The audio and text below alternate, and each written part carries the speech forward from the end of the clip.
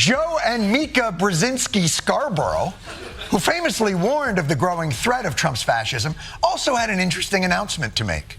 As many of you are aware, the news has been pretty bleak recently, in the past 200-300 years. Listen, but this weekend, there was one story that was so disturbing, so dark, even the news couldn't handle it. Comedian Jon Stewart just gave Joe Scarborough and his ever-so-serious wife, Mika Brzezinski, a masterclass in rhetorical takedowns, and the internet is eating it up.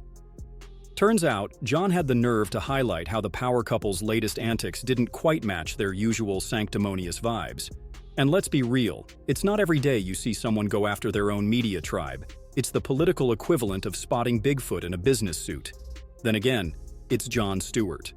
The guy's made a living cutting through the nonsense, no matter which political aisle it crawls out of. Red, blue, or that classic MSNBC shade of smug beige. Bottom line? There's a lot of juicy media drama to sift through here. So grab your popcorn. This one's going to be a ride. And for those asking why we would go speak to the president-elect during such fraught times, especially between us, I guess I would ask back, why wouldn't we? Because you said he was Yep. You can't spend years branding someone as a menace, a tyrant, a fascist-light version of Hitler, and then dash to the White House like it's an invite-only Netflix gala the second your name's on the list. Seriously, make up your mind. Now, I'm not saying Trump's fiercest critics should never engage with him. Constructive dialogue's fine, if it's actually real. But there's a huge gap between principled pushback and a non-stop crusade to torch the guy every chance you get. You don't sound the democracy alarm on MSNBC and then drop in for small talk like he's just your eccentric uncle with spicy takes. Yet that's been Joe and Mika's greatest hit for years. Outrage during broadcast hours, access behind the scenes. It's not journalism. It's a dinner theater production with press credentials. That's why Jon Stewart's speaking up, because he's allergic to hypocrisy, no matter who's serving it. We don't know what the visit was. We don't know what the tone of the visit was. We talked about a lot of issues, including abortion, mass deportation, threats of political retribution against political opponents. Oh, I bet you really laid down the gauntlet, Joe. I bet you walked in there and just let him have it, didn't you, Joey? Mr. President, your rhetoric is outrageous. I cannot in good conscience... Ooh, are those macaroons?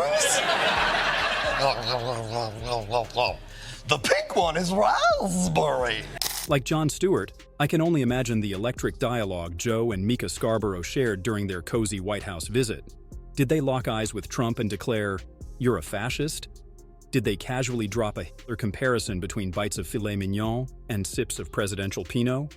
Or were they too dazzled by the chandeliers and place settings to summon their usual MSNBC fire? Because here's the thing. It's real easy to play resistance warrior from behind a studio desk, where your fiercest opponent is a stubborn teleprompter. But it's a whole different vibe when you're in the same room with the man you've spent years comparing to history's darkest villains. That red-hot outrage? It cools fast, replaced by polite smiles and staged snapshots. That's not journalism. That's Broadway with a buffet. And this isn't Jon Stewart's first rodeo calling out MSNBC's double standards. Just a few months back, he dragged the entire network for their full-blown Trump obsession. As many of you are aware, the news has been pretty bleak recently, in the past 200-300 years. Listen, but this weekend, there was one story that was so disturbing, so dark, even the news couldn't handle it. We're not going to show because of how disturbing it is. I was extremely disturbed to see this. Horrible, horrible, violent imagery. Violent and dehumanizing imagery. We're only going to show you a clip of this briefly. All right, that's enough. Let's take it down. The ominous music, the somber faces frozen in peak seriousness. You'd think the country had just plunged into chaos or we were kicking off Act 1 of a political end-time saga. But then, nothing. Just another overhyped segment puffed up with drama and not much else. It's a textbook example of how MSNBC loves to spotlight and inflate even Trump's most mundane moves, all for the sake of wringing out a few more headline clicks and political brownie points. They'll take a yawn-worthy moment, slap a catastrophe label on it, and present it like it's the fall of the Republic. It's not journalism, it's theater, and not even good theater. I can't imagine how devastating this footage must be. Former President Donald Trump shared a video, this one, on his Truth Social account featuring an image of President Joe Biden hogtied on the back of a pickup truck. And that's exactly what grinds Jon Stewart's gears. The non-stop exaggeration, the breathless sensationalism delivered with a dead serious face. As if any of this is shocking or without precedent. The media clutches its pearls like civilization is teetering, conveniently ignoring the chaos they once cheered on. Remember 2017? Comedian Kathy Griffin posed with a fake severed Trump head. Grotesque, tasteless, downright macabre. MSNBC? Crickets. Not even a fraction of the moral panic we're seeing now. Fast forward to today, Trump shares a satirical video of Biden tied to the back of a pickup, and suddenly it's DEFCON 1. Emergency panels are assembled, voices drop to that grave whisper, and the anchors act like the Constitution just burst into flames. This isn't journalism, it's outrage theater on a feedback loop. And Stewart, like a lot of us, is done watching the same tired script get trotted out again and again. Aren't you the same networks that show reruns of 9/11 every year? I mean, I don't think it's great that Trump is posting things like this, but it's not like people really think Joe Biden was tied up in the back of the truck. Jon Stewart keeps peeling back the layers of MSNBC's hypocrisy, this time by spotlighting their wildly selective sense of decorum. He pointed out how the network has no issue airing endless loops of 9/11 footage, live coverage of gruesome accidents, natural disasters, and gut-wrenching tragedies. Graphic? Traumatizing? Sure. But if it fits the narrative or spikes the ratings, it's greenlit without hesitation. Then along comes a Trump video, clearly exaggerated, cartoonishly absurd, and suddenly it's too much for viewers to handle. Now they draw the line. Please, refusing to air the clip under the guise of protecting sensibilities isn't some bold ethical stand. It's performative censorship, plain and simple. MSNBC isn't shielding the public, they're shielding their script. Because let's be honest, when real horror serves their agenda, they'll show it in high definition.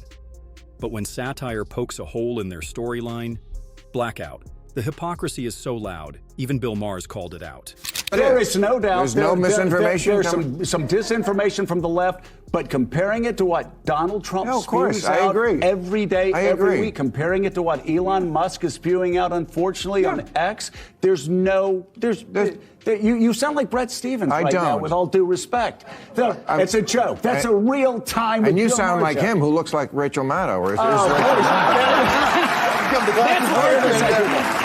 You understand what I'm saying? I've never argued with that. I've never argued of a false equivalency. I just said there is misinformation from both sides. No, I lived through COVID. Don't tell me there wasn't misinformation. Here's Joe Scarborough, stone-faced as always, claiming that misinformation from the left isn't nearly as harmful as what comes from the right. Bold take, Joe. Laughable on a good day, downright hypocritical on a bad one. Let's rewind a bit, shall we?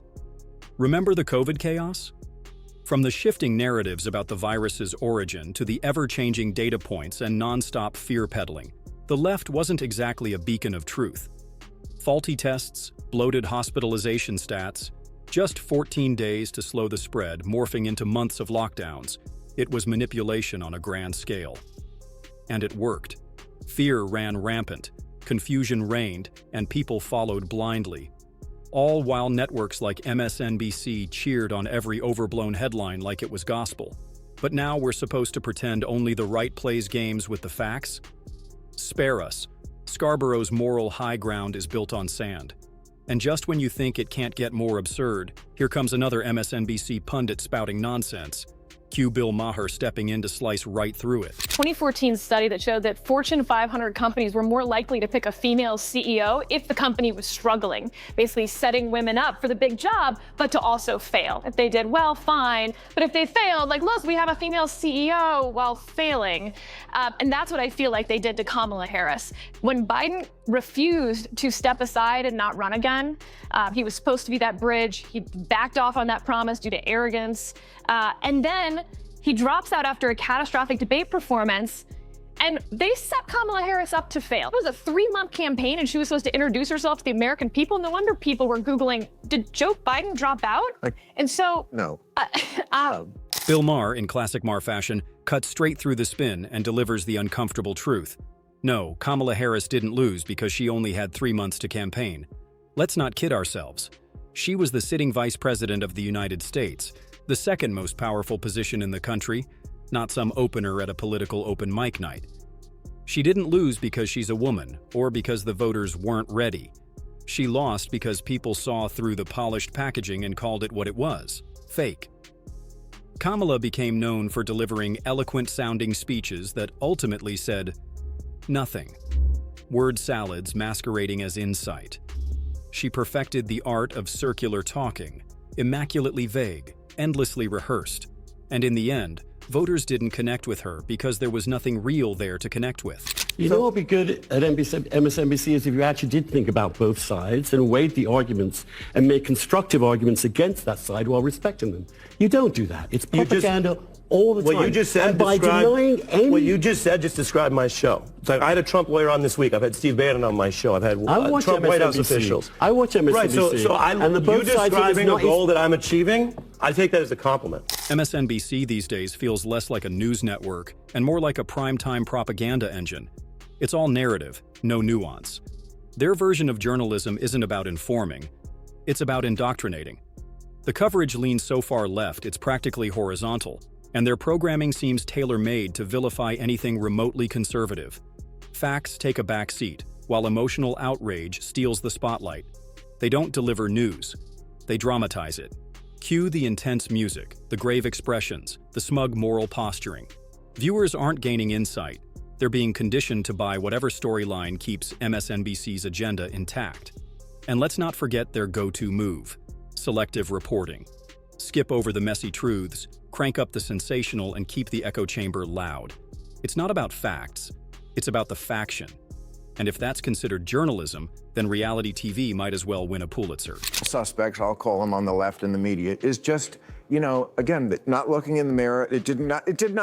Or loudly enough. Or that just a lot of people texted me things like, well, you can't fix stupid. Sorry, that doesn't work with me. Yeah, you're stupid because you're not thinking about the bigger picture. You're not thinking about maybe we did something wrong. Maybe we're not perfect. In the end, Jon Stewart, Bill Maher, and cold hard reality have all exposed what MSNBC and hosts like Joe Scarborough have truly become: actors in a partisan production. Stewart calls out the hypocrisy, Maher tears down the excuses. And Scarborough? He clings to a moral high ground that simply isn't there. MSNBC thrives on outrage, distortion, and a generous helping of double standards, dressing up opinions as facts while demonizing anyone outside their ideological lane. They talk about speaking truth to power, but flinch the moment that truth turns inconvenient. From COVID spin to Kamala's collapse to never-ending Trump hysteria, it's all just recycled drama from the same tired script. Luckily, voices like Stewart and Maher remind us that truth doesn't wear a party badge. It just takes guts to speak it. And on that note, we'll drop the curtain on today's episode. If you enjoyed it, hit that like button and subscribe for more. Thanks for watching. See you next time.